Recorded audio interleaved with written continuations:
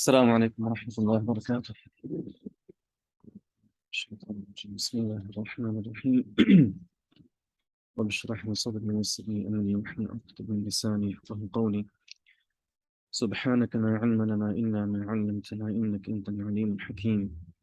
يا رب صل وسلم دائما أبدا على حبيبك خير الخلق كلهم، هو الحبيب الذي ترجى شفاعته لكل هول من الأهوال مقتحم.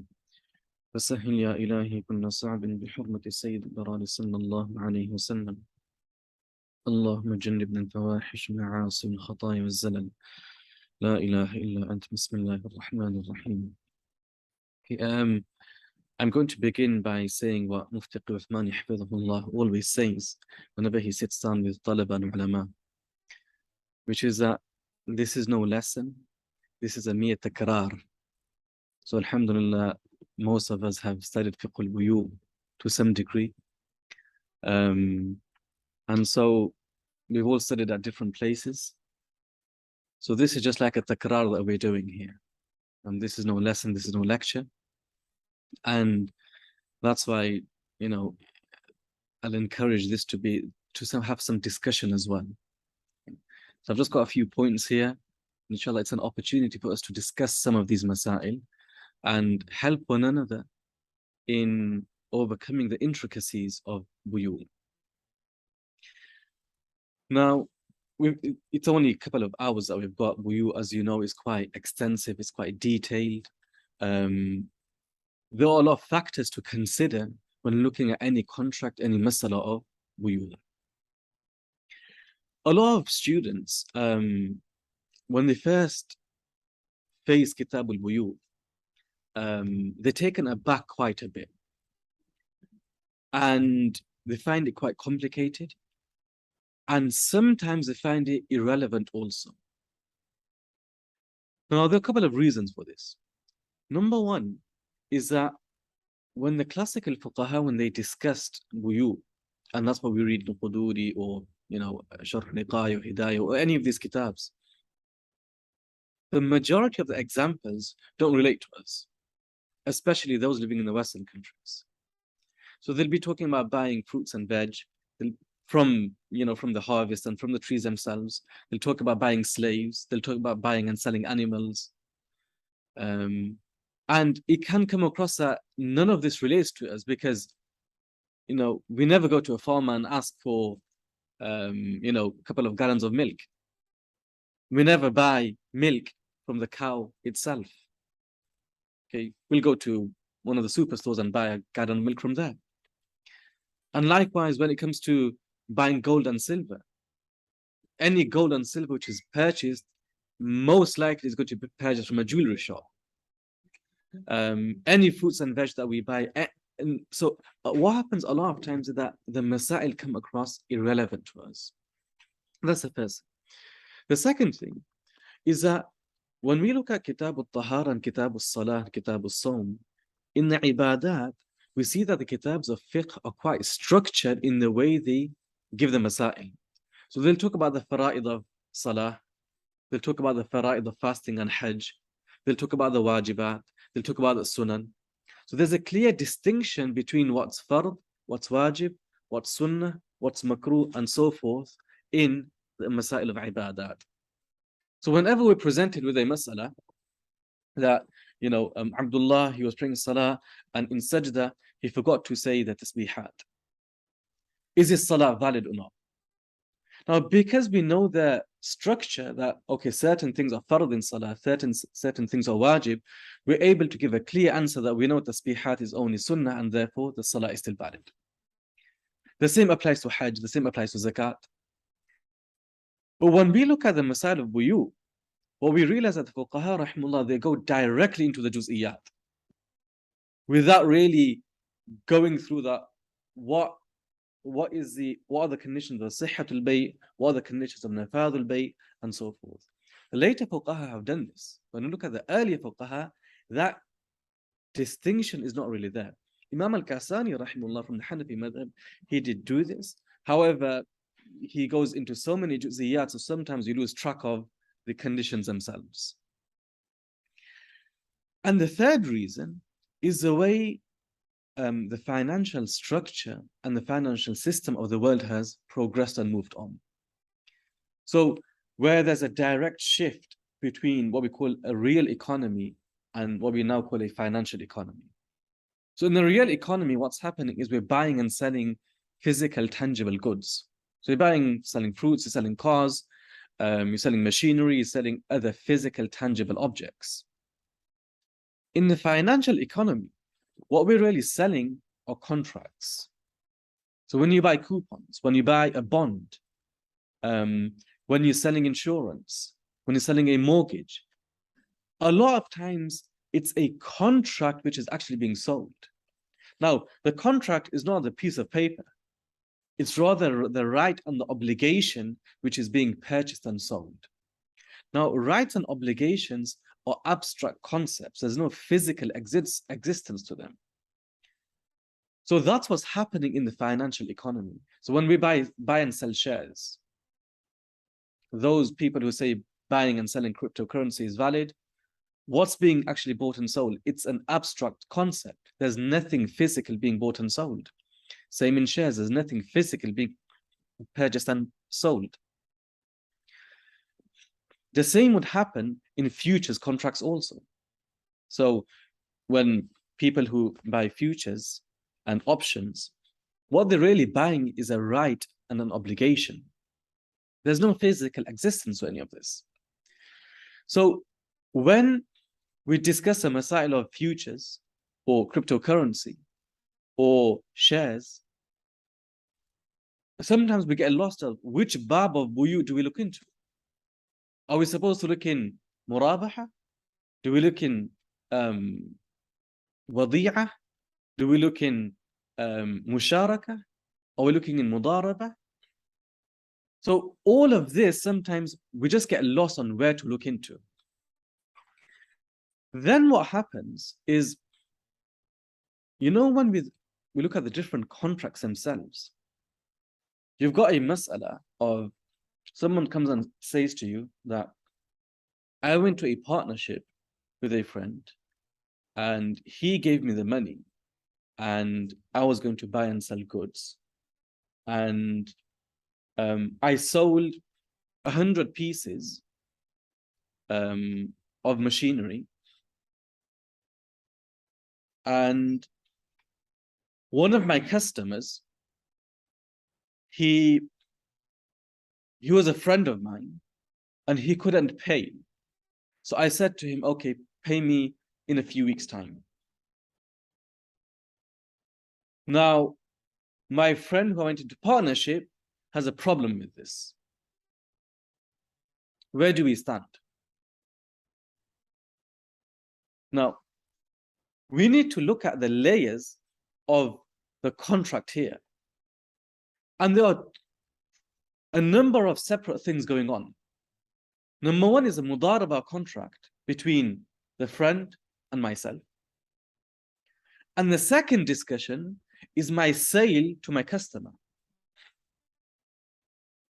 A lot of times what happens is when we look at the masail, we get confused about which aspect and which element of this whole discussion is invalid and is valid. So sometimes it's that first contract itself which is problematic. And because that first contract itself is problematic, that has an implication on everything. For example, if my friend said to me that he has some money, I've not got the time to buy and sell machinery, but you're quite good at it. So you go on to eBay or Amazon, get good products, good machinery, and then sell them on, and inshallah we'll go 50-50. So we know that's a mudaraba contract. But along with that, what my friend says to me is the 50-50 is only after the first 20 products have been sold. The first 20 products, I want the full return, and then the remaining 80 products, that's why we go 50-50. And I say, fine. And then I sell a product to another friend of mine, and because he's a friend of mine, he couldn't pay, so I said, you know what, it's okay, pay in few weeks. That's why I said in pay in few weeks. Now, we've got a problem in the mudaraba contract, but we've also got a problem in the bay' contract. So the fasad is coming in two different areas here. Sometimes the fasad will be only in one area, which is the first mudaraba contract. What implication does that have on the bay' contract later on? Sometimes the problem is only in the bay' contract, not in the mudaraba contract.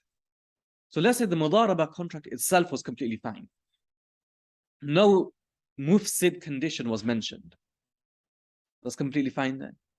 The problem is only in the bay' contract which takes place later on.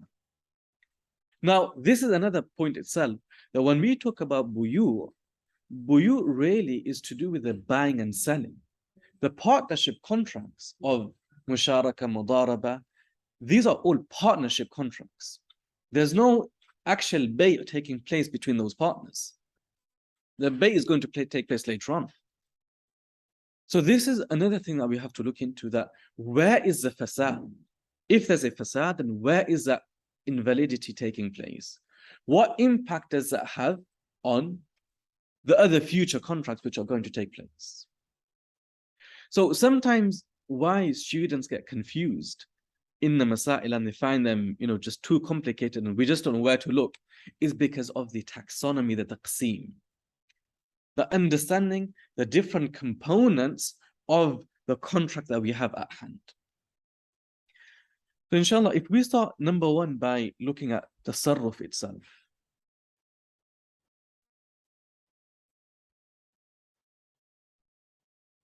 Okay. Tasarruf is any the disposition that we have, an action which is going to have a consequence. Okay. Now, that could be a physical action or it could be a verbal statement.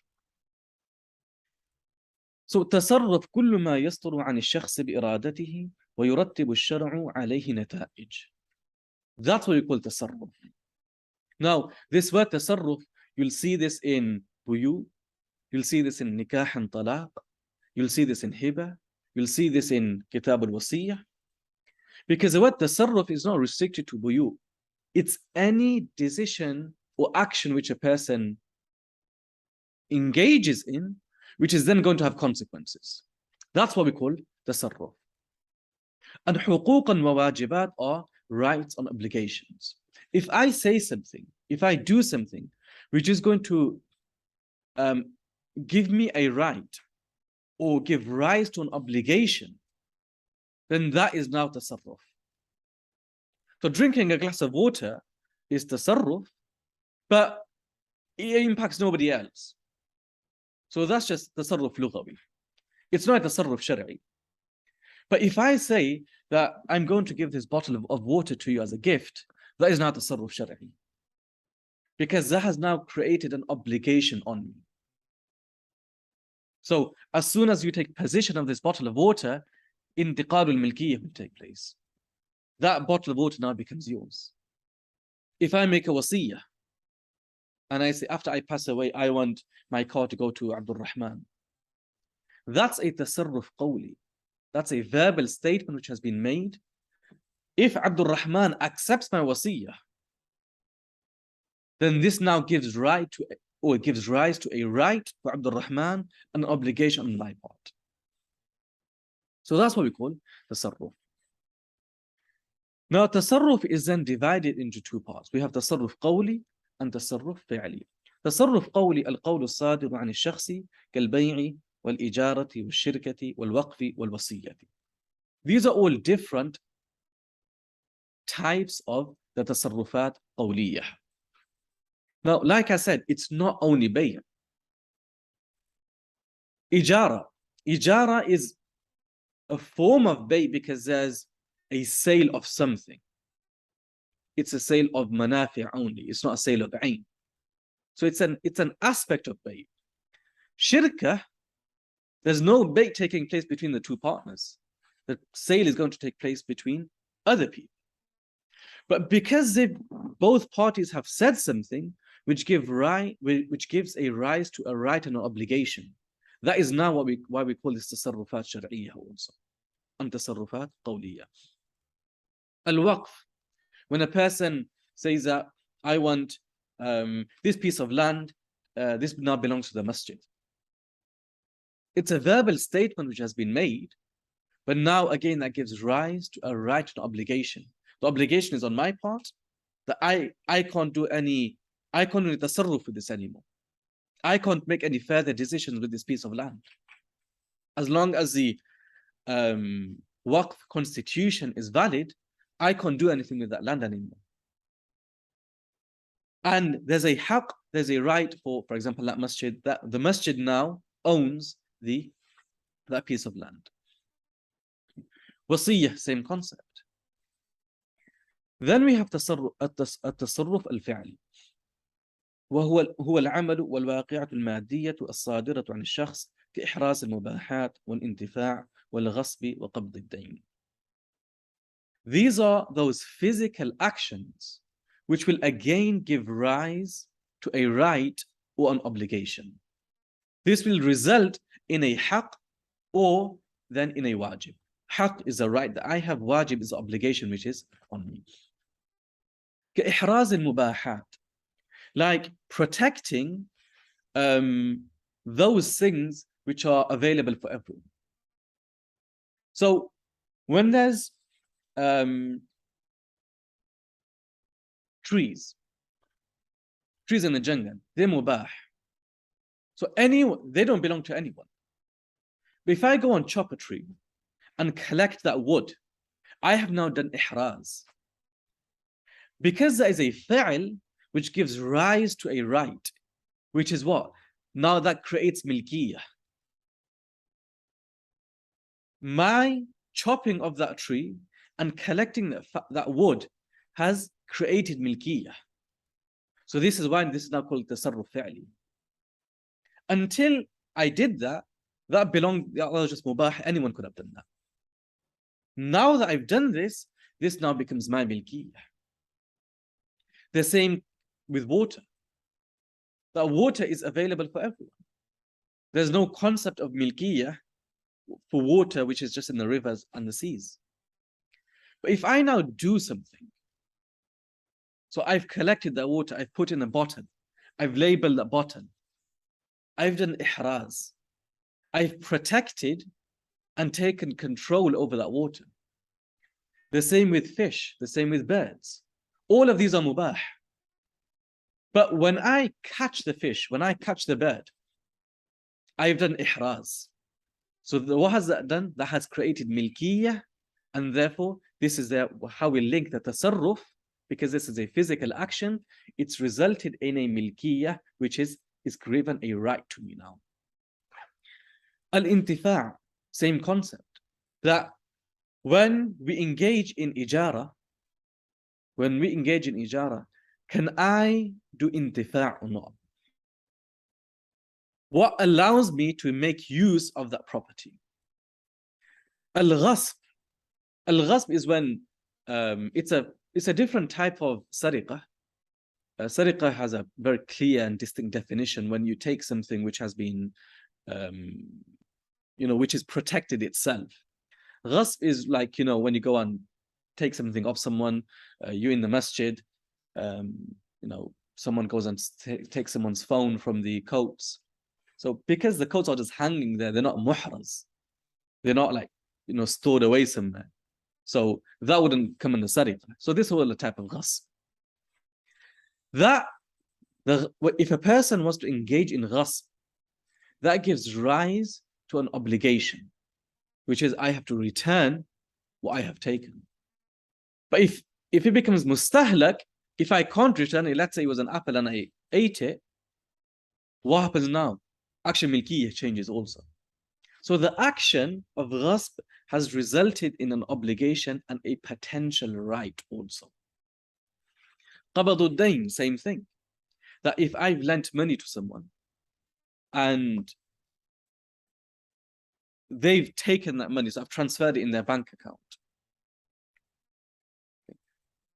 that has now resulted again in a right and an obligation on both parties. I have a right against my borrower, and he has an obligation on himself towards me, which is he has to return that money. So this is what we call tasarrufat shar'iyyah. Now, the same concept will apply to nikah. When ijab and qabul takes place in nikah, that statement of I accept on both parties gives rise to a right and obligation. What's the obligation that the husband has? What would be the obligation on the husband?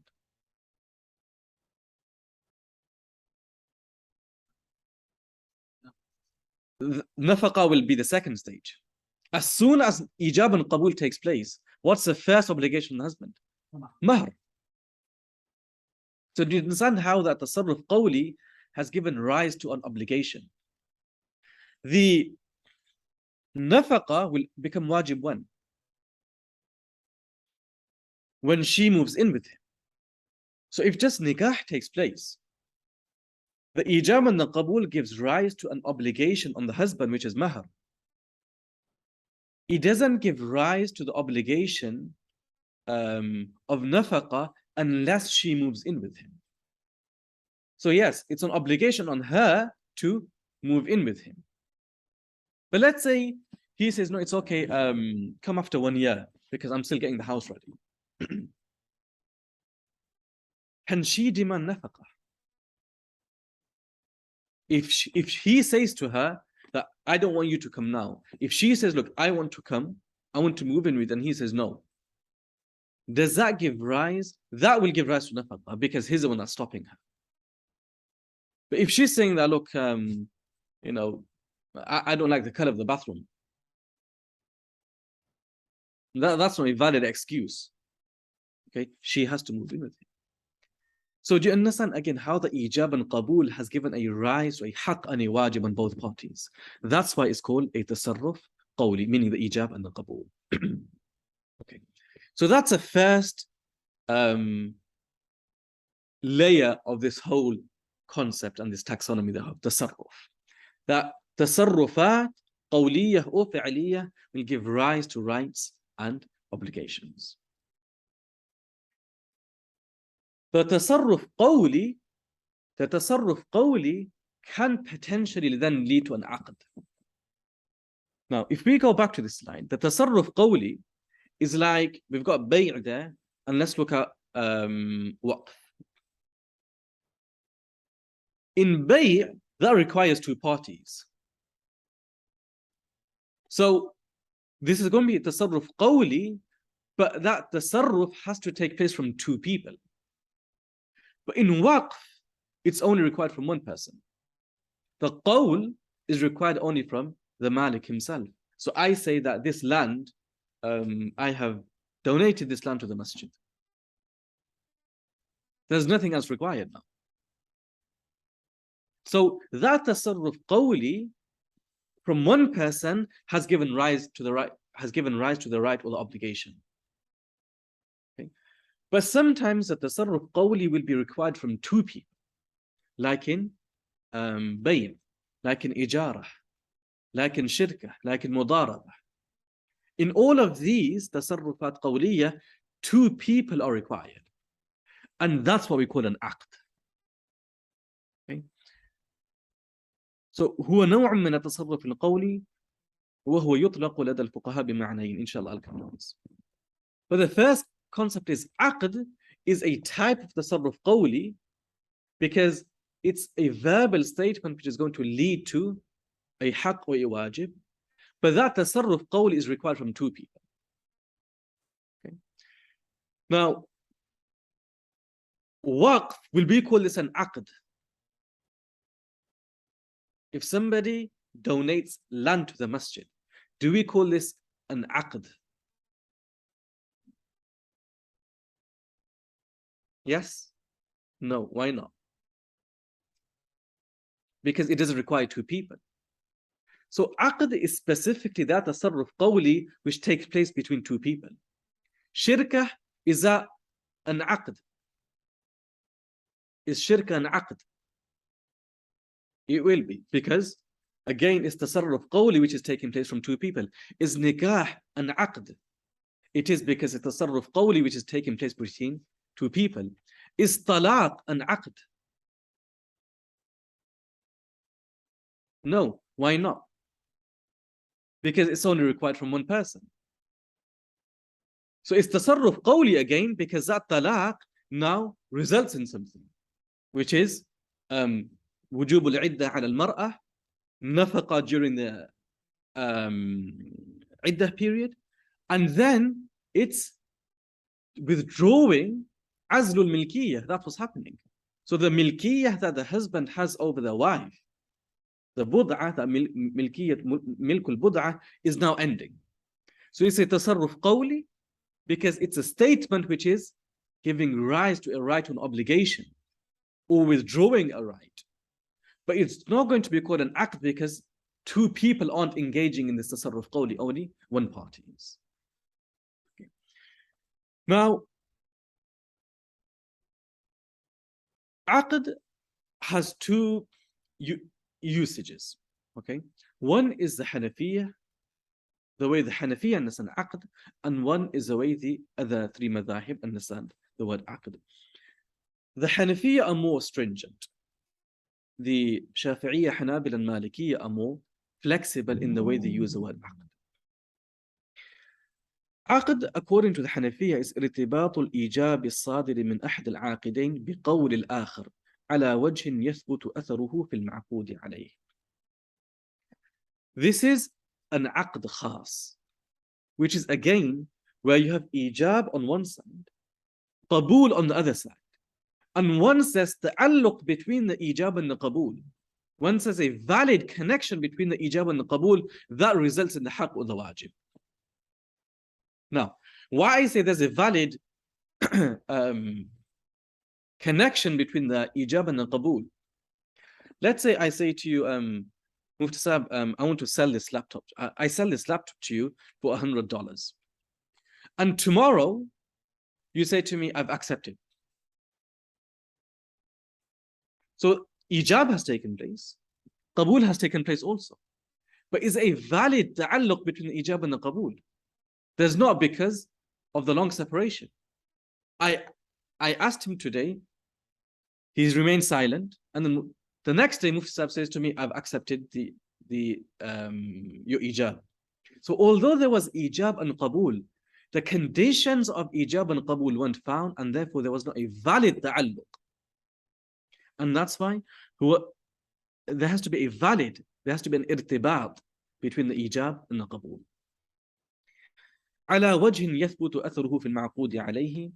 That connection, the على وجه يثبت أثره في المعقود عليه, simply means that it gives right to the haqq and the wajib, so انتقال الملكية will take place. Because sometimes, although there's irtibat, although there's a connection, there's a valid connection between the ijab and the qabul, it's still, there's still no انتقال الملكية, and inshallah we'll be looking at some of those examples. So this is aqd khas, where you have ijab and qabul. If you have to have ijab and qabul, that necessarily means that there are two parties. This is, it's known as aqd al-khas, but the Hanafi will just call this aqd. Al-aqd bil-ma'na, sorry, this is meant to be al-'am. Al-aqd bil-ma'na al-'am. Okay? A more flexible approach to aqd, and that's what the Shafi'iyya, Maliki, and Hanabila take. كل تصرف يتضمن إنشاء حق أو نقله أو تعديله أو إنهاءه سواء أكان صادرا من شخص منفرد أم من شخصين. So any tasarruf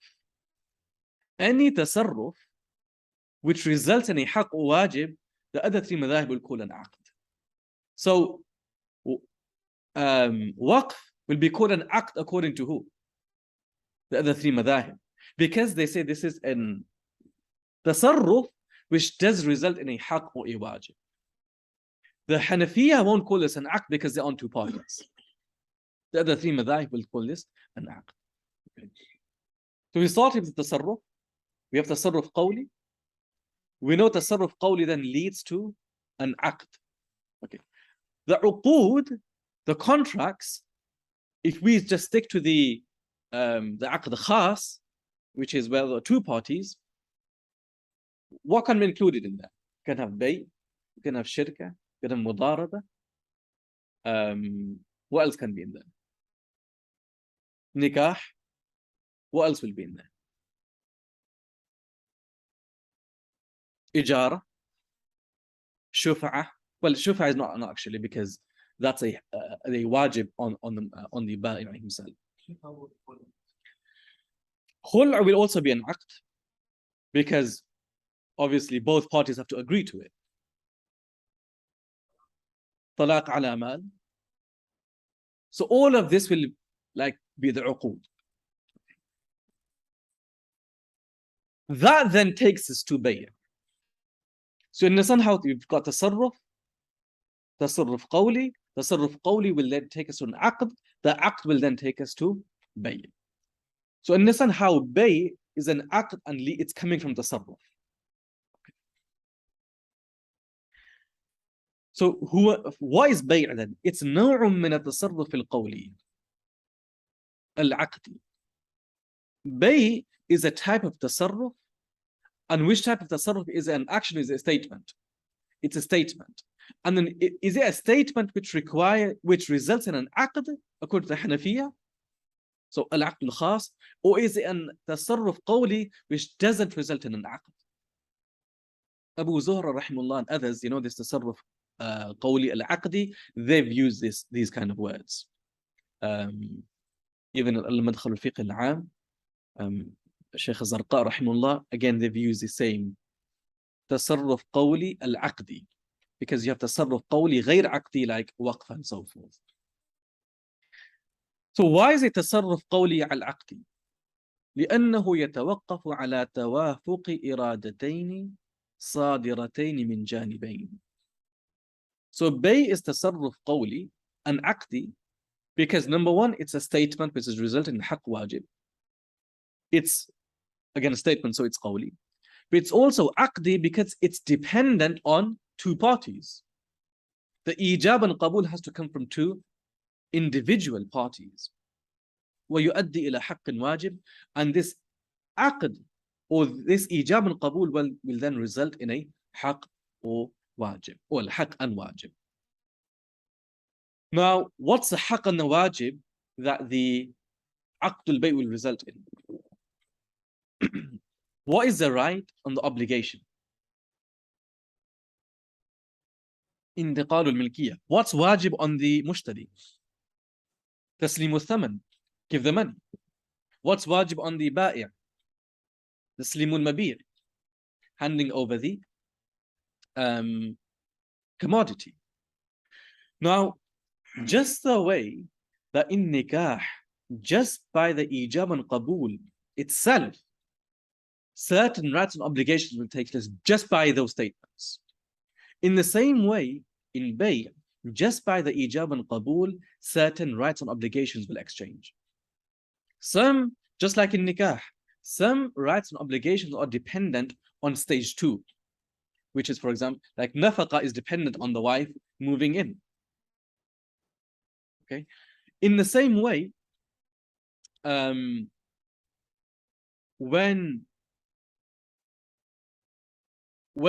ijab and qabul takes place, immediately thaman is necessary on the mushtari, and taslimul mabi' is necessary on the ba'i'. Yes, if the seller says, I'm withholding the mabi' until you give the thaman, that's a different case. But the ijab and qabul itself will result in that obligation. Now, the intiqalul milkiyah is, inshallah, what we're coming to next. Because the entire discussion in Buyu is all to do with intiqalul milkiyah. That is there a transfer of ownership or not? So, because of this ijab and qabul, has there been a transfer of ownership or not? That's the main focus of Buyu. If intiqalul milkiyah doesn't take place, then there's no haqq or wajib on the mushtari, and there's no haqq or wajib on the ba'i' either. So that's why it comes down to intiqalul milkiyah.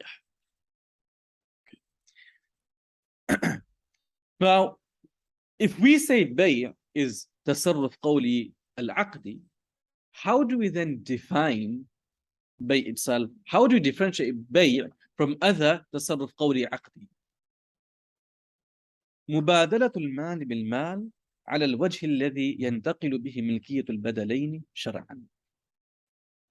This is the definition that Mufti Uthmani Hafizahullah has used in Fiqh al-Buyu. Exchanging mal for mal in a manner which ownership of the two counter values will exchange from a Sharia perspective. Now, al-malu bil-mal. This is you're selling the commodity. So there has to be maliyah in the commodity, and there has to be maliyah or thamaniyah in the method of payment.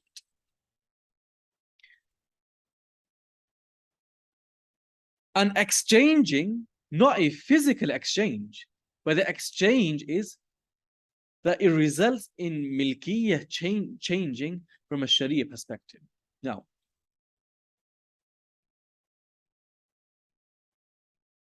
why the concept of shar'an is so important is because even if physical exchange takes place, it still may not result in intiqal al-milkiyah from a Sharia perspective.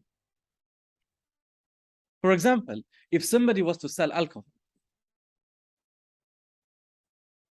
and they've exchanged the money and the commodity, it doesn't mean anything. So although a physical exchange has taken place, from a Sharia perspective, intiqal al-milkiyah hasn't taken place. So if a Muslim, let's say he owned alcohol, and he owned alcohol because let's say his parents were non-Muslim, they passed away, he inherited that. Now, remember, you can't sell alcohol, but you can't own alcohol. So there's no, you can't sell it, but milkiyah, the concept of milkiyah is still valid. And irth is one of the possibilities. And you have other examples also. Now, if intiqal al-milkiyah hasn't taken place, so ijab al-qabul takes place, but let's say it's wrong. The ijab al-qabul was wrong. Intiqal al-milkiyah hasn't taken place. What happens to that commodity? It goes into inheritance. So let's say this ba'i' was to pass away, the seller was to pass away. What would happen to that alcohol or that mabi which he supposedly sold? It actually goes into inheritance because milkiyah hasn't transferred. So although physically it may have transferred, Sharia doesn't consider this intiqal al-milkiyah, and therefore that person is still the owner. Yes, if that item is used up, it's consumed, or what we call mustahlak, it can't be returned anymore, then that has different ahkam. But by principle, intiqal al-milkiyah hasn't taken place, and therefore it should still go into inheritance. So the definition of bay is then مبادلة المال بالمال على الوجه الذي ينتقل به ملكية البدلين شرعا. Okay. Any questions before we move on? The transfer of milkiyah and equity. Yeah. What would that do? Will be a person, but the person who bought it and took it and consumed it, because the from Sharia perspective it doesn't take place, but he still uses it. Yes. Inshallah, that's coming. Inshallah, I'll explain that. I'm glad you asked that question because it shows in Alhamdulillah you following. Alhamdulillah. Okay. Now, when we look at bay', okay, and this is a point I mentioned earlier, that because the classical fuqaha, they went straight into juz'iyat. So you know what we see nowadays, especially like in Fiqh al-Buyu, Mufti Uthmani, if you look at al-Fiqh al-Islami wa dillatuhu, Abu Zuhayli rahimahullah, then what we see is that they've given like a taqseem of bay'. It's more what we're accustomed to. So we know what the shurut are, we know what the mufsidat are, we know what's the shurut al-sihha, we know what's the shurut al-nafadh, and so forth. So it's easier for us to understand where everything's falling. Now, here I've not mentioned the conditions of bay' itself, okay? Because inshallah, you know, we all know this. But that bay', a bay' sahih obviously results in intiqal al-milkiyah, so that's fine. Okay, but let's look at it from a different perspective. If something is invalid, if the bay is invalid, then that will either be al-bay' al-batil or it'll be al-bay' al-fasid. So let's understand it from the perspective of what will invalidate the transaction, and inshallah that will then allow us to clear out what invalidates a transaction. It's easier to understand a valid transaction then. Okay. So what results in a bay' batil? Now, number one, what are the arkan al-bay'? What are the arkan al-bay'? Ijab, qabul. No, transfer of milkiyah is a hukm. That's the athar of the ijab and qabul. So what are the arkan al-bay'? Anything else? Okay, the mabi' and maybe anything else? Thaman. Okay. Now, that's the ikhtilaf between the Hanafiya and the other three madahib. It's just literally a phraseology about whether we call these arkan or not. Okay. It does have an implication on bay' batil and bay' fasid. But according to the Hanafiya, the rukn of bay' is ijab and qabul. The mabi' and the thaman don't actually form the arkan al-bay'. According to the other madahib, they form arkan al-bay' also. That has an implication on the bay' fasid or the butlan and the fasad of bay'. So remember, the arkan al-bay' are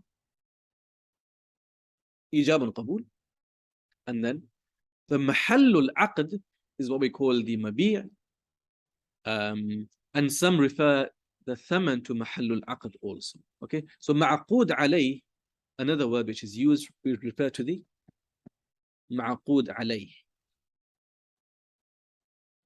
No.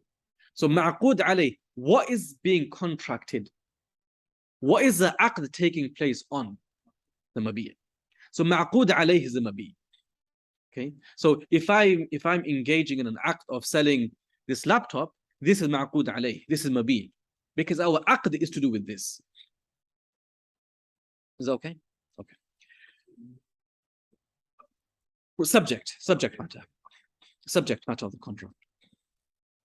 Okay, so if we look at, let me use the example of salah. If we look at the arkan of salah, so tahrima, if based on the opinion, is, but just to keep it simple, let's say it's a rukn. We've got qiyam, we've got qira'ah, we've got ruku', we've got sujood, we've got qa'da khirah, and what else do we have? Is that right? So 5 or 6 that we have. Okay. Butlan al-salah will be if any one of these arkan are missing. Butlan al-salah will be if any one of these are missing, or there's a problem in one of these. So in the same way, butlan al-bay' will be if there's a problem in the arkan. If there's a problem in the arkan, based on the strict definition of the Hanafiya, which is only ijab qabul, along with a problem in the mahall al-bay' or then the thaman, which again the other madhab will all call arkan. So if there's a problem in the ijab, the qabul, the mabi' or the thaman, that will result in butlan al-bay'. Okay. So al-bay' al-batil ما لا يكون صحيحا أصلا ولا وصفا. أصلا ولا وصفا، أي حصل خلل في العاقدين أو في المبيع أو في الثمن. ما لا يكون صحيحا أصلا ولا وصفا. أصلا is the arkan al-bay' in themselves weren't found. Arkan al-bay' themselves weren't found. Either everything or then one of the arkan was missing. Or then there's a problem in the arkan al-bay'. So there's a problem in the ijab, there's a problem in the qabul, there's a problem in the mabi', which is being sold, or there's a problem in the actual payment itself. And I'll explain what we mean by khalal. It's not just like, there's some ambiguity. Inshallah, I'll explain that. What do we mean by ما لا يكون صحيحا أصلا ولا وصفا? Anybody? Remember, this is a discussion, like I said.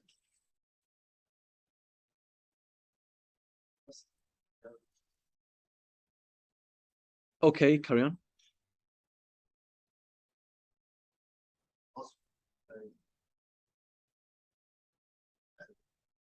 Okay. Aslan is referring to انتقال الملكية.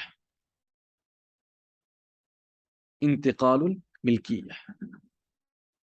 Wasfan is the validity of then using that new milkiyah that you have. Aslan refers to intiqalul milkiyah, and wasfan can refer to the permissibility of using that new milkiyah. So, this will become clear, inshallah, when we look at Bay' Fasid. If I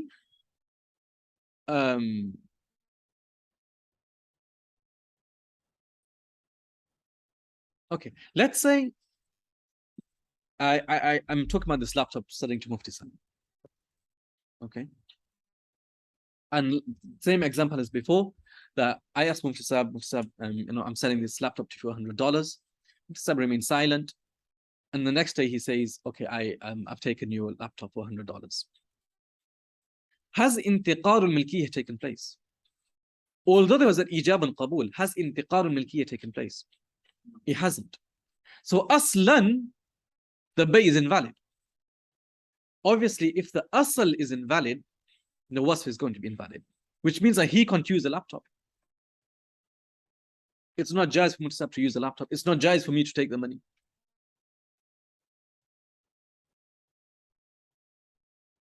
When we look at ma, as we'll look in inshallah fasid, it's valid aslan, not wasfan.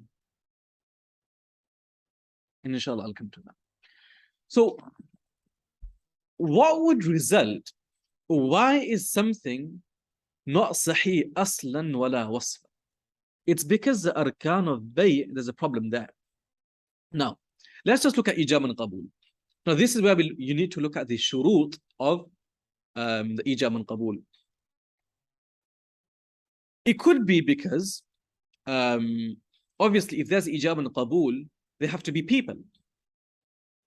Now, it could be because there's no ahliyah, there's no legal capacity in the people who are engaging in that contract. So, let's say ijab has been done by a 3-year-old child.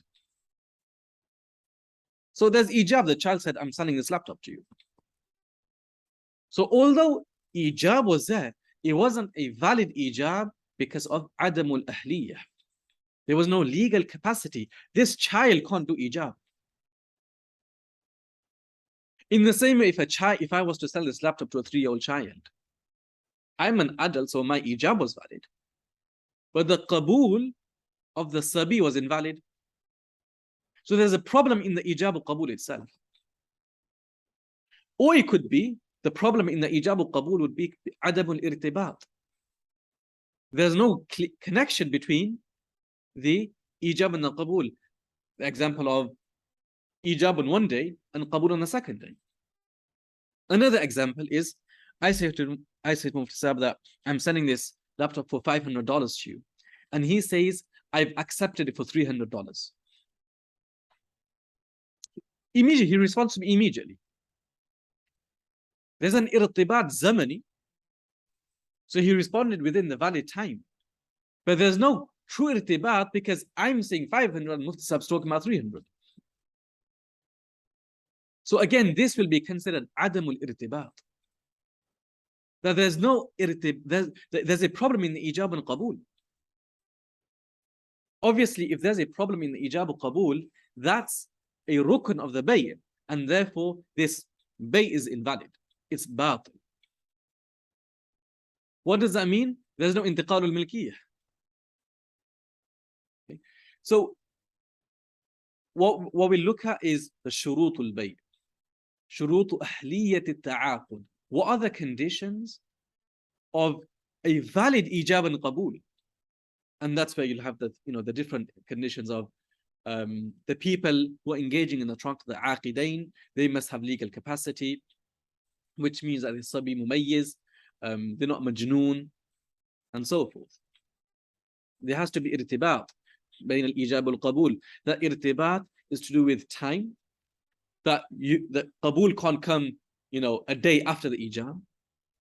The قبول must be موافق of the إيجاب. So if I'm selling the laptop for 500, the قبول must be based on buying the laptop for 500. The قبول can't be, okay, I'm going to buy the camera and the laptop for 500 because I'm selling only this for 500. So although the price is 500, now an addition has been made in the مبيع. So there must be توافق الإيجاب والقبول. There must be conformity between the إيجاب and قبول. أو في المبيع خلل in the مبيع. Any example of what would be a problem in the مبيع? Something haram. انعدام المالية. You're selling something which is not considered mal. Remember the definition of بيع. مبادلة المال بالمال. So we're adults, we're buying and selling something, but what we're buying and selling is not considered mal. So now we have to look at what makes something mal. What makes something mal? Now this itself is a very detailed discussion in the kitabs of fiqh about tamawul and maliyah. And the whole discussion of cryptocurrency and everything is really based on this one concept of maliyah. And that's something that will continue. New and new products are going to emerge. And the concept of maliyah will be discussed again and again. Now, very briefly, what do we consider as mal?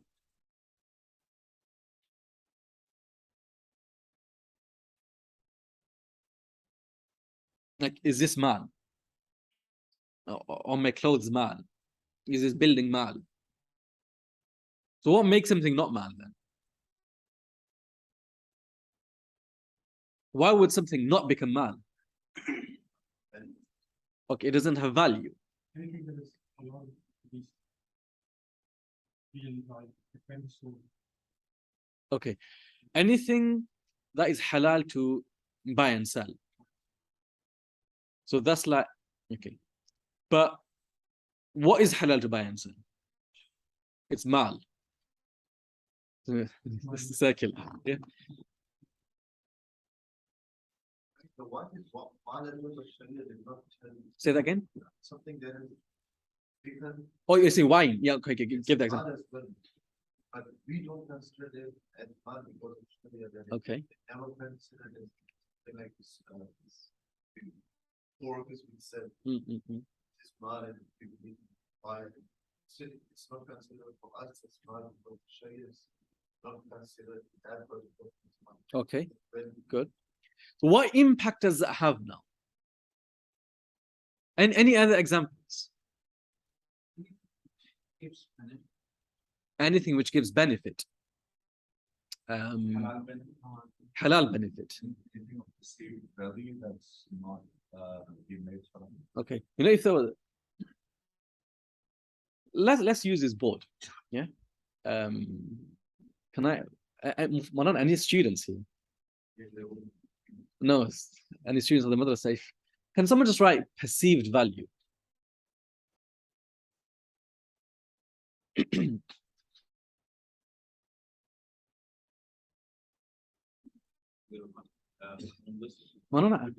you sit down, inshallah, I'll get one of the students to it. I'll bet you one exactly.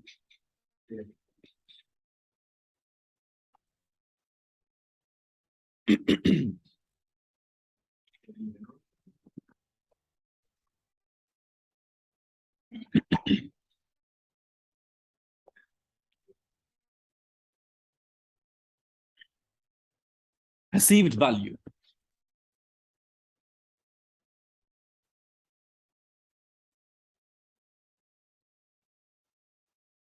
Okay. Someone said permissibility of using.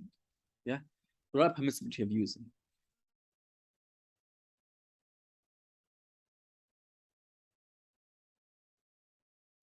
Can see the pressure on that he's getting. He's to get spelling right.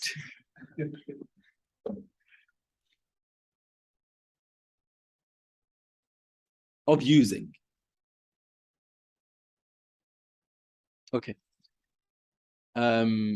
Let's look at the first point, perceived value. So we're talking about something of value based on perception. Based on perception. Does that mean that in reality, it doesn't have value?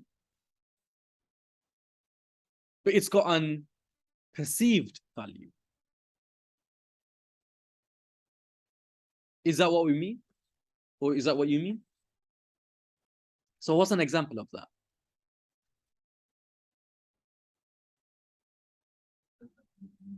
It doesn't have to be tangible.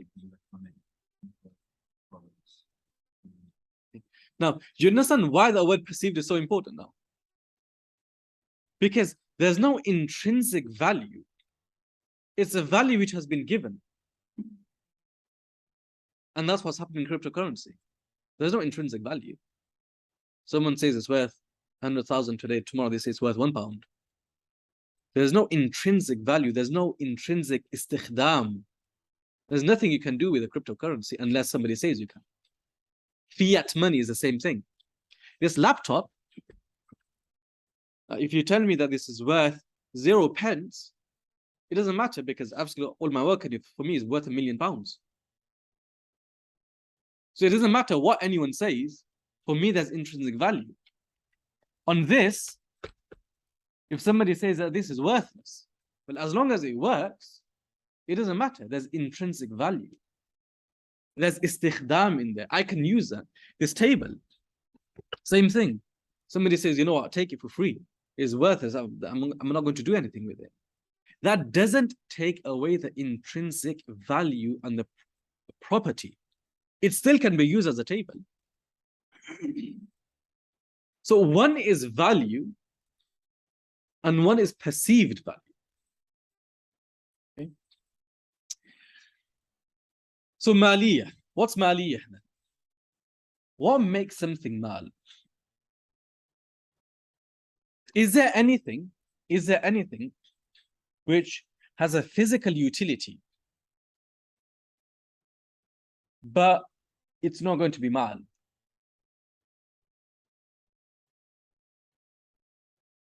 So you spoke about wine. It has a physical utility. It can be drunk. But because Sharia says you can't use it, does that remove maliyah?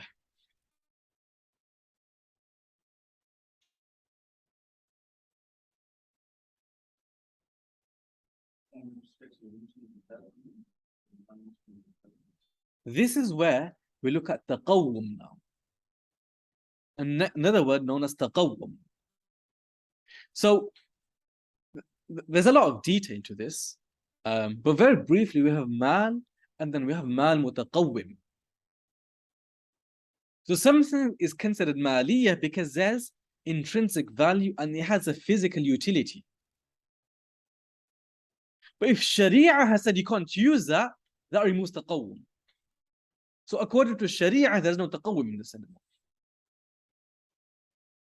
And that's why wine is considered mal غير متقوم. So there's still maliyah because it has intrinsic value and there's a physical utility. There's istikhdam that can be done with that. Whether we as Muslims do it or not is a different concept. But mal mutaqawwim. Okay. And that's where permissibility of using. So حل الانتفاع وحل الانتفاع, the permissibility of using. That creates taqawwum. So maliyah, sit down. Maliyah is based on physical utility. And Taqawwum is based on hilul intifa'. Okay. Now, again, it's a long discussion, and when we done Fiqh Buyu, we discuss this in a lot of detail. Whenever you look at new products, and I spoke about the financial economy where we're actually buying and selling contracts. This is where all of this comes. That is there maliyah in what's being bought and sold? Is there maliyah in which is being bought and sold? Is there taqawwum in which is being bought and sold? So that's what we have to look at in terms of the mabi' and the thaman. Is there maliyah and is there taqawwum? So obviously there you'd now be looking at the conditions of maliyah and the conditions of taqawwum.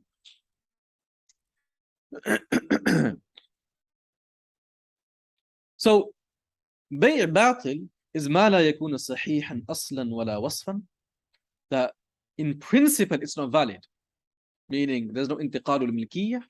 If there's no intiqal al-milkiyah, that obviously means there's no permissibility of using. And when would that be? When there's a problem in the arkan al-bay'. So let's just use the arkan al-bay' based on the understanding of the other madahib, which is that all four components: ijab, qabul, mabi' and thaman. Okay. Now, أسباب البطلان ثلاثة. What will cause invalidity? The same thing that I've explained. قصور في العاقدين. When there's a problem in the contracting parties. That could also mean contracting the problem in the ijab al-qabul itself, or it could be because there's a problem in the ahliyah of the aqidain. So if any problem in ijab al-qabul, batil. قصور في الإيجاب والقبول. انعدام المالية أو الثمنية. That's just a discussion that we've just had. That if there's no maliyah in what's being sold, then it's a bay' batil.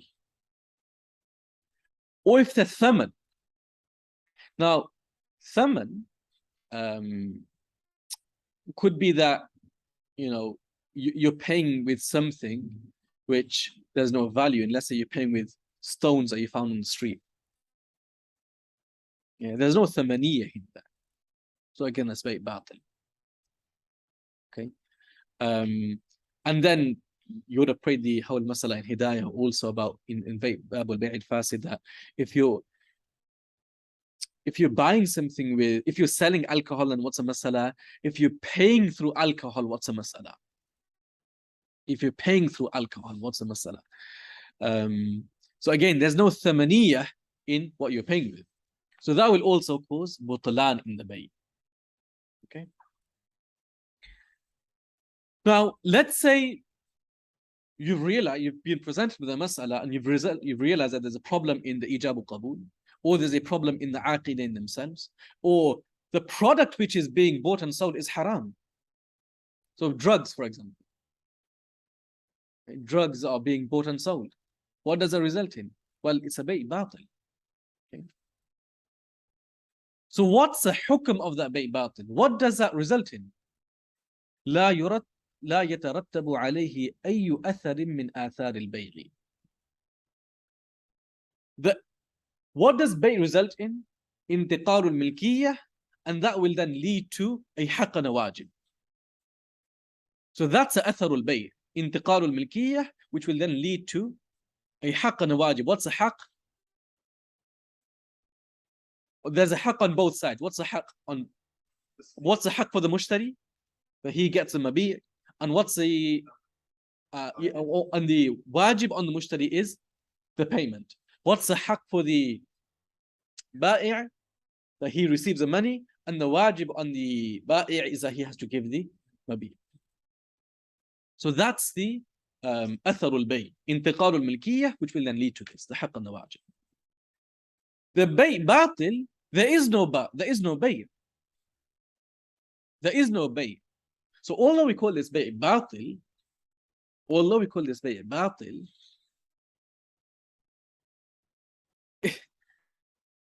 It's the bay is when intiqal milkiyya takes place. But there is no intiqal milkiyya, so this is not even really a bay, but we call it bay batil. Okay? So if there's a problem in arkan al-bay', that's going to lead to a bay batil. What does bay batil mean?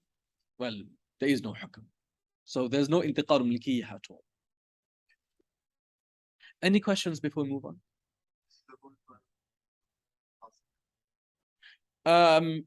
No, this so far is according to everyone. The next discussion of bay' fasid is on the Hanafiya. Now we come to bay' fasid. What is bay' fasid? البيع الذي عرضه الفساد في الوصف دون الأصل. So when there's a problem, there's a defect, there's an element which needs correcting, but that problem is not really in the ijab or qabul, it's not in the mabi' or the thaman, it's something external. It's something external. And we'll look at some examples of this. So there's no problem in arkanul bay'. That's all okay. The problem has come from elsewhere. Okay. What are the causes of fasad?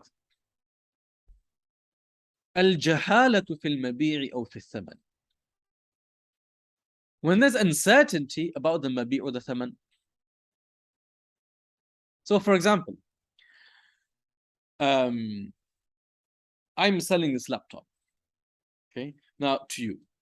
Now we're adults. So there's أهلية التعاقد. There's irtibat بين الإيجاب والقبول, because it's in the same majlis that we're doing the ijab and qabul. We know the laptop is something halal, so there's no problem. And let's say we don't even know the price, the $500. Okay. Sorry, I'm giving $500. I don't know if that's way beyond what laptop is sold here. Obviously, I'm talking about UK prices. But let's say there's jahala in the mabin.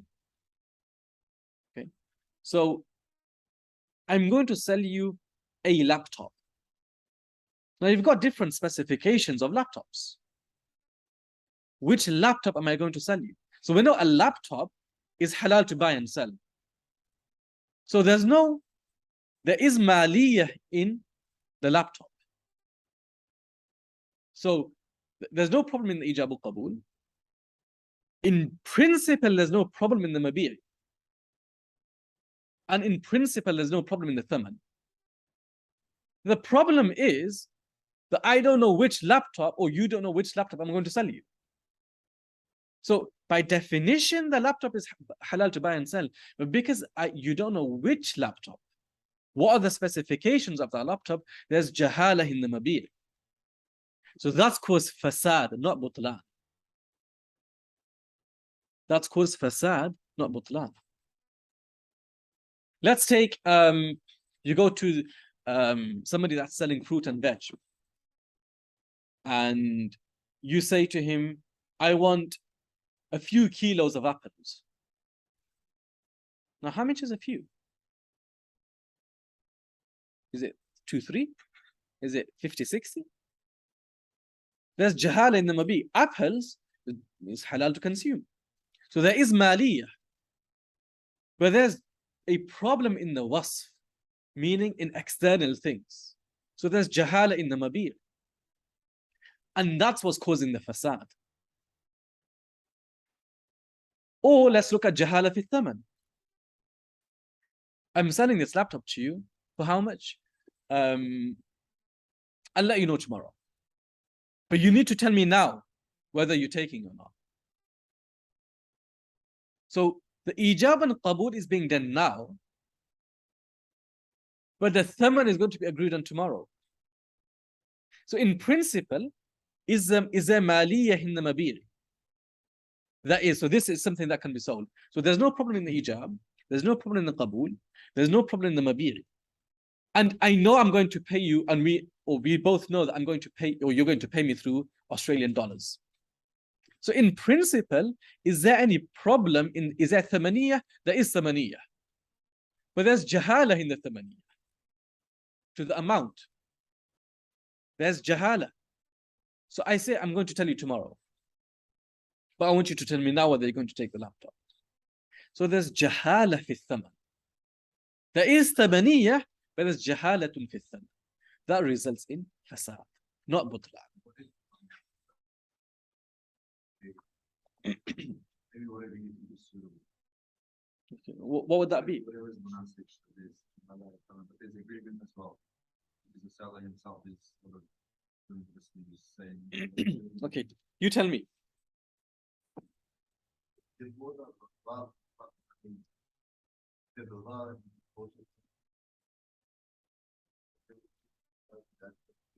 Okay. So, okay, would you do that with me? Would you do that with me? Yeah.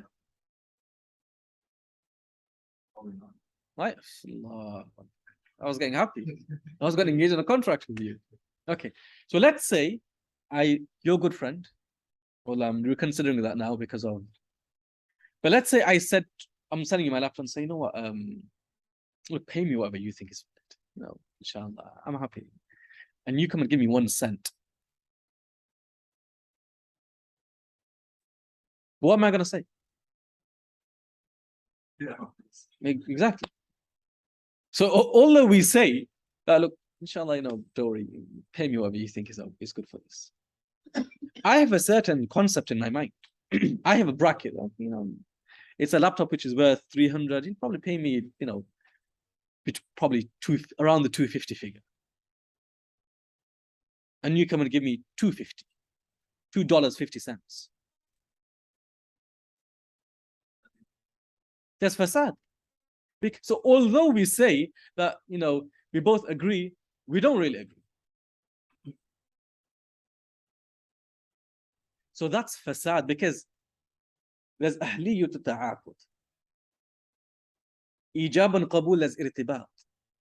The mabi' is halal. There's thamaniyah in what's going to be paid, but there's jahala in the thing. So you understand now why there's fasad and not butlan. Now again, remember this, I couldn't Hanafiya. The other madhahib, they don't really make a difference between butlan and fasad. Okay. In that case, let's be not having, then it's sort of again, whatever price is good, $2.50. No, I don't accept. So you're going back on the ijab al qabul. But sort of another versing. No. So what so according to Hanafiya, this itself has caused fasad. So that contract has to be cancelled. And that's why, inshallah, I'm coming to that about the concept of the qawd al-milkiyah. Do you understand al-jahalatu fi thamani wal mabi' now? Yeah. Okay. So that's one of the 4 causes of fasad. Second, the fasid one. No, they say fasid is batil. They fasid is batil. كون المبيع غير مقدور التسليم. كون المبيع غير مقدور التسليم. The mabi' is not something that you can hand over. So let's. I know here, well, are parrots really owned here? Or do they just fly around in the wild? Huh? Yeah, I mean, in the UK, it's a novelty. You probably find 1 parrot in the whole of Leicester. And you know, the cage and everyone goes to see the parrot and everything. Yeah. Yeah, but they're not that common. Literally, you have to go to a nature garden, you know, to see parrots.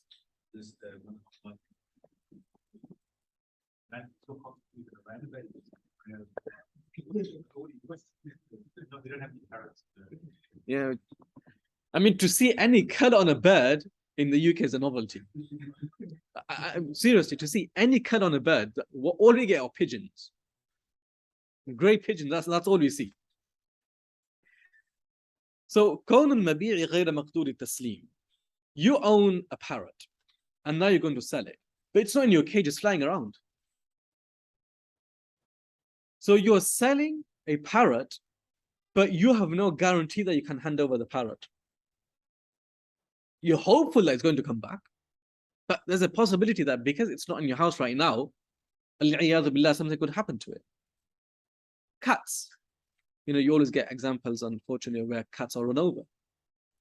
So if the cat's not in front of you, and you sell the cat, and you say, oh, it's gone out, it'll probably come back later on at night. He always comes back by 7 p.m. Al-iyadhu billah, what happens if the cat gets run over? You've done the ijab al-qabul. You can't hand over the cat. So, كون المبيع غير مقدور التسليم. You're selling something which you can't guarantee that you can hand over. Because you can't do taslim al-mabi', that's also caused fasad in the bay'. Now again, let's go through the stages. Let's say we're talking about selling birds, okay? And birds which are not just wild birds, you own that bird. I'm selling the bird to you. Is there ahliyatu ta'aqud? There is. With the ijab and qabul are being in this majlis. So is there irtibat between al-ijab and qabul? We've agreed on the price. There's no changing on both parties. So there's a clear irtibat between al-ijab and qabul.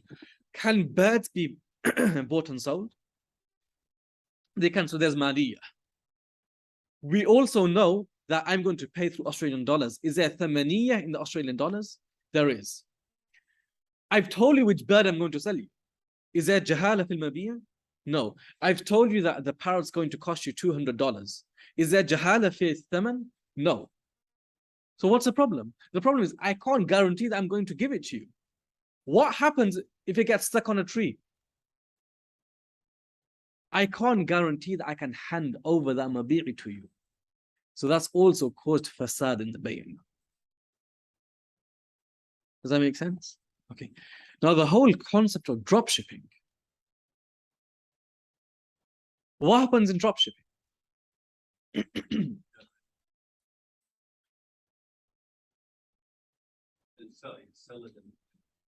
Okay, maybe drop shipping. I don't know if drop shipping works differently here, but one of the ways drop shipping has been explained to me is I buy something from Amazon, but I get it shipped to you directly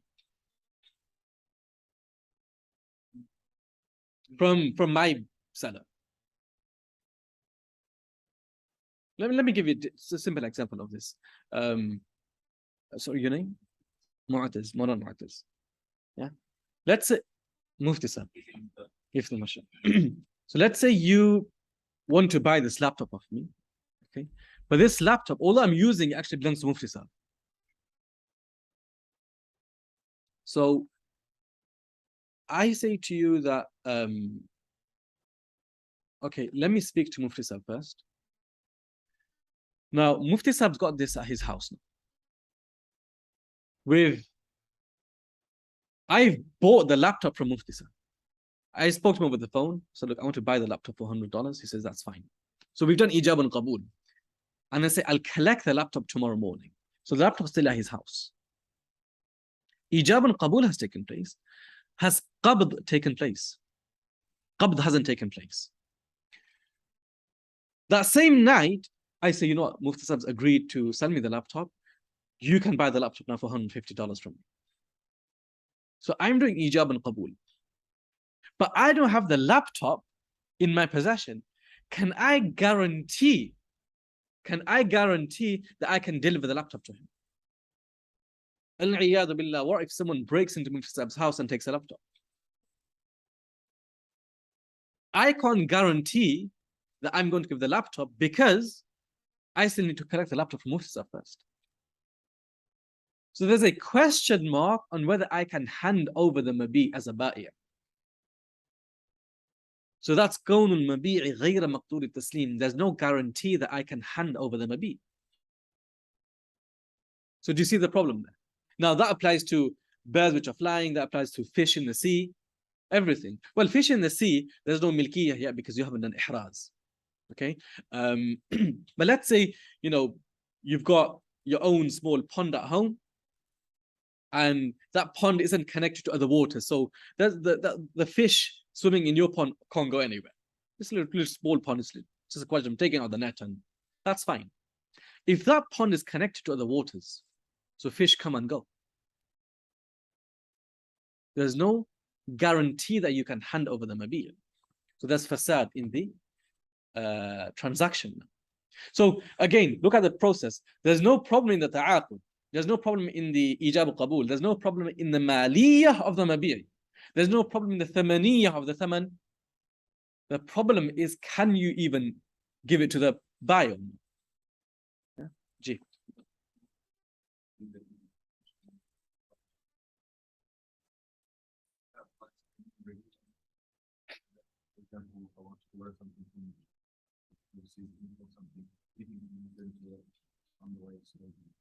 That's a concept of taslim. So you can buy something from somebody that's not in front of you, and all that would happen is if the commodity fails to reaches you, then you do iqalah. But that's different to you dependent on your seller selling to you, delivering to you, and then you being able to deliver to someone else. Okay.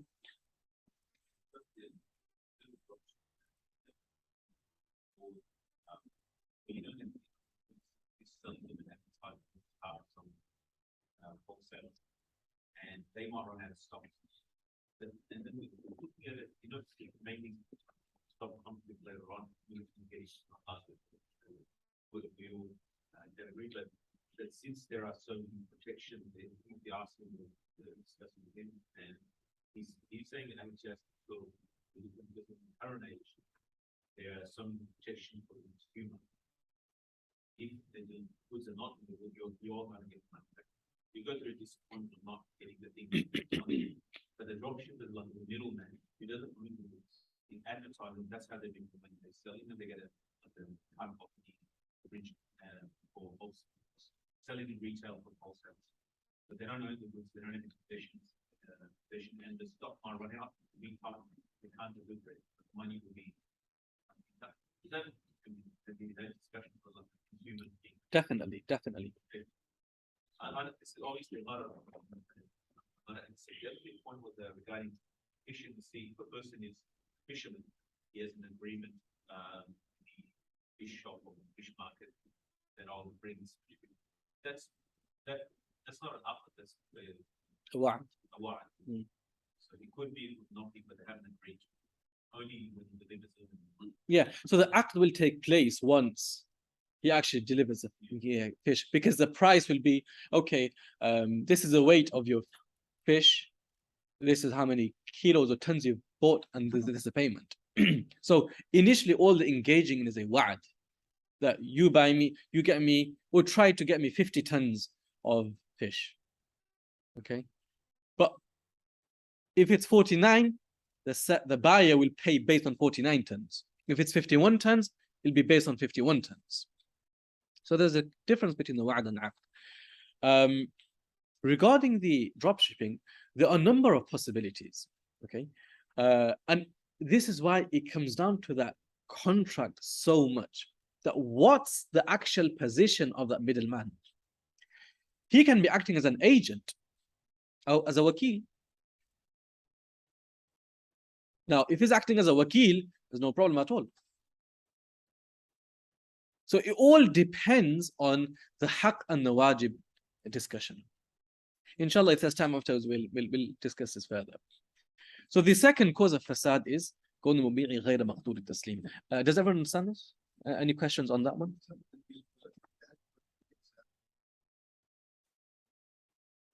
When you did how you own that hijab, it's only that we did not rent this house. But you are the real owner now. Yes. The only thing is the fact that one. Yes. So being an owner, can you sell that to another person? No. Because along with milkiyah, there's something else known as daman. Daman. Before you can sell something, you have to have daman also. So you have to have qabd. So that has to come into your liability. So selling, and this is a hadith also, that selling before qabd is not valid. Okay. The reason being because, again, you can't guarantee that you can hand over. This is where obviously we come to the consumers' rights, and inshallah I want to mention too about Hashim Kamali, Professor Hashim Kamali, how he's taken a different approach to this also. The third cause of fasad, now I've put it here, although based on some ibarat within the Hanafiya. Remember, the fasid is really the Hanafiya discussion, okay? But what we see in the Hanafiya ibarat, that some have also referred to this as bay batil. Okay? But I've put it here. تعليق التمليك على الخطر. تعليق التمليك على الخطر. When you make the contract dependent on something else. When you make the contract dependent on something else. I sell this laptop to you on the condition that my new laptop comes tomorrow. So one is saying, is that, look, would you like to buy my laptop? And you say, okay, I'll buy it for $300. Okay, inshallah, my laptop should come tomorrow. If I like it, then I'll sell this to you. That's completely fine. Because right now, all we're engaging is a promise. And tomorrow, once my laptop comes, I'm going to see it. If I like it, I'll sell this to you. Second example is, I'm selling this laptop to you for $300. You say, that's fine. I say, on the condition that I like my laptop, which is coming tomorrow. So what I'm doing is I'm saying the milkiyah will change from me to you. When my laptop comes tomorrow, I check it and I like it. If I don't like it, our ijab and qabul automatically is cancelled out. So the whole ijab and qabul is being dependent on me liking my laptop coming tomorrow. So that's ta'liq al-tamlik ala al-khatar, where you make the transfer of ownership dependent on something else. So there could be that other condition could be anything. Could be Zaid walking into the room.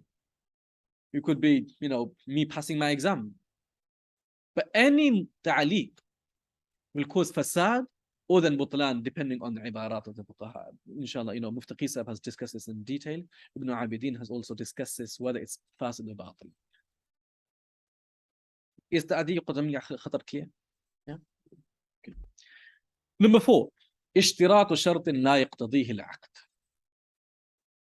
اشتراط شرط لا يقتضيه العقد.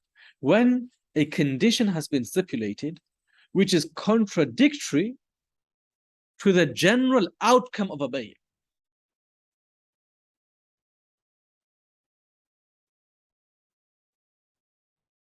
When you stipulate a condition which is contradictory to the general outcome of a bay'.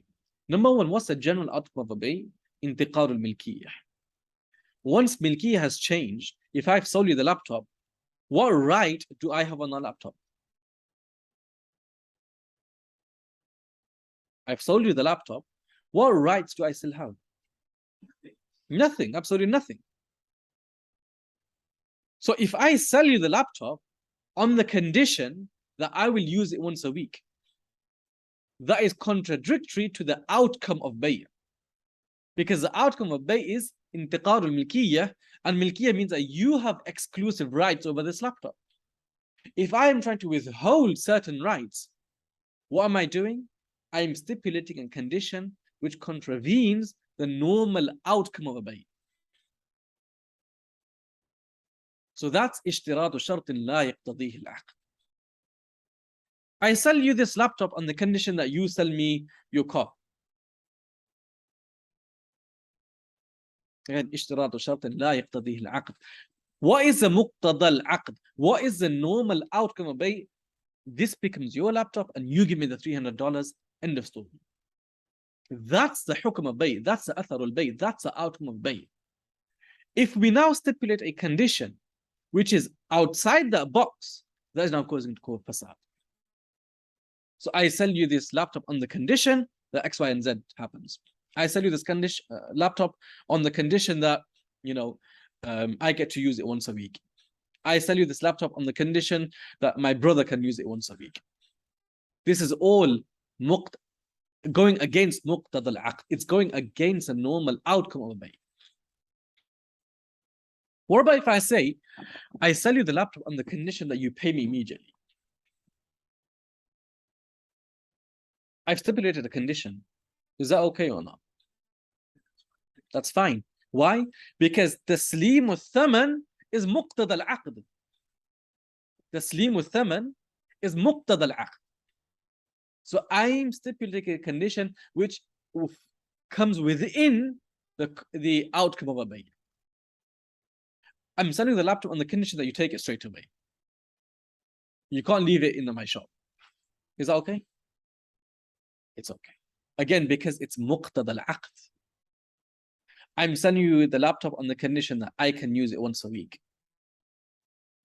I'm selling you the laptop on the condition that you don't break it.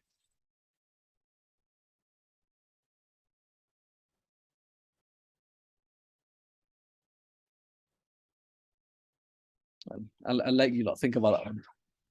Well, would that be butlan, bay', fasid, or just nothing at all? Okay. What is the hukm of a bay' fasid? This is important. Okay.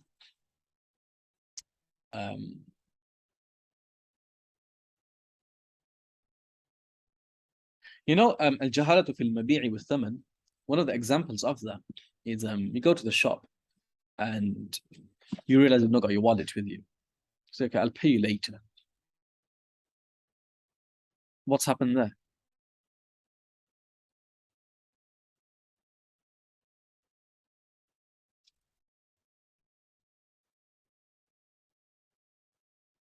So they agreed on everything now.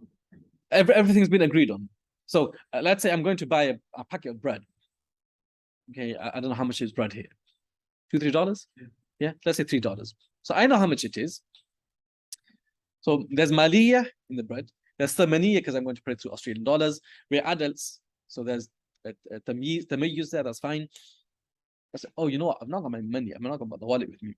I'll pay you later. So should be okay, except that the seller should then have some customers. Is there no jahalah in fi ada'i thaman? When's late? Okay. And the shopkeeper says, yeah, that's fine. The shopkeeper's thinking, look, you know, it's asr time in an hour. When he comes back, he'll pay me then. And I'm thinking, okay, I've got 2 weeks to pay.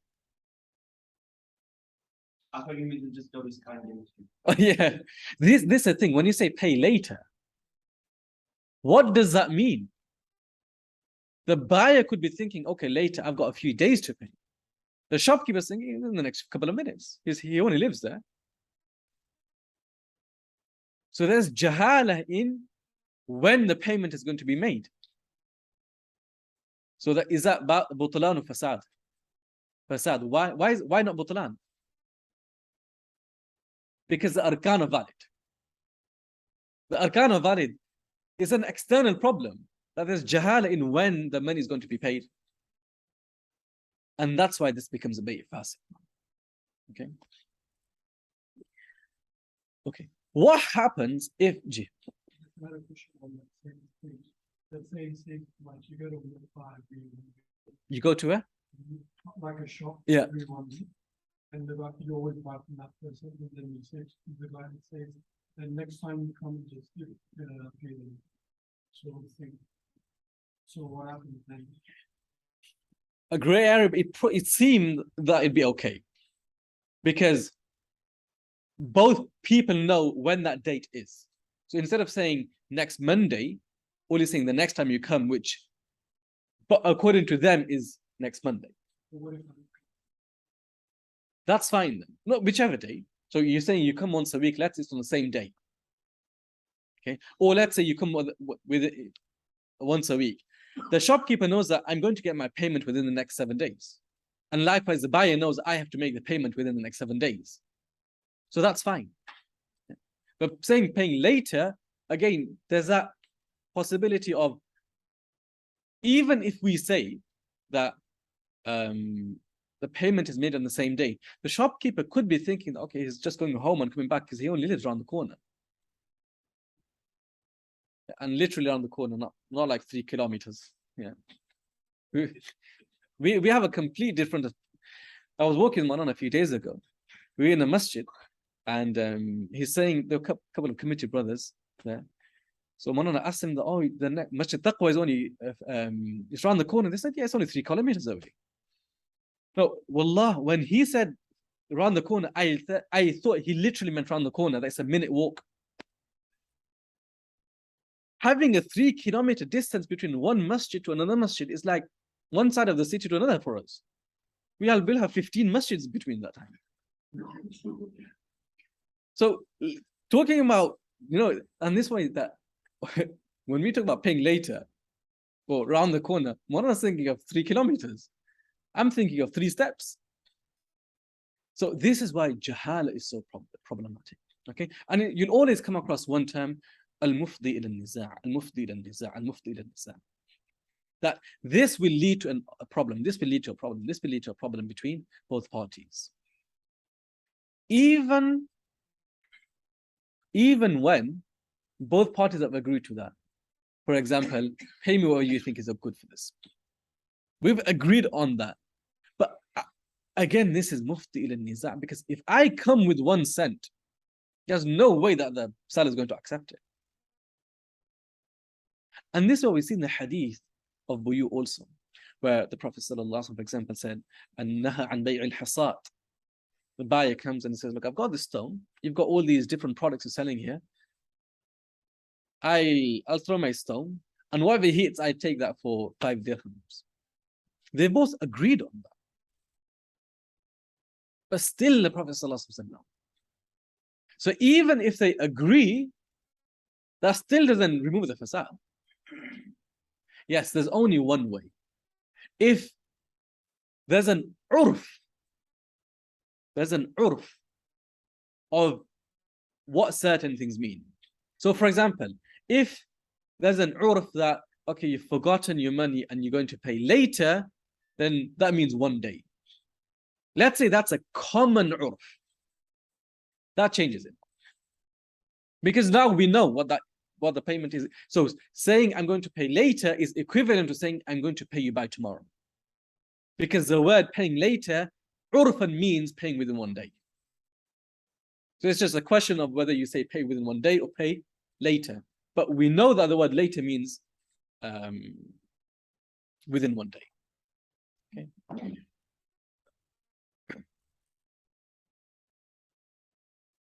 Yeah, I actually need to break myself. I'm just going to do the hukm of bay, and inshallah we'll. I'm the one that needs a break. I've been talking all the time. Okay, what is a hukm bay al-fasid? So we know that there's no problem in the arkan. There's an external problem, but they're still engaged in that. I've gone to the shops and I've said, look, I'll pay you later. What happens now? I've still taken it. Let's say I've taken the packet bread at home. What happens? Let's say there's a problem. I've sold that bird. Or I've sold that cat. Yeah. Most likely is going to come home by 7 o'clock. Right now, it's غير مقدور التسليم. لا يترتب عليه أثر البيع إلا بعد القبض. وبعد القبض تنتقل الملكية ملكا خبيثا. 2 things. Number 1, the ijab and the qabul itself does not result in intiqal al-milkiyah.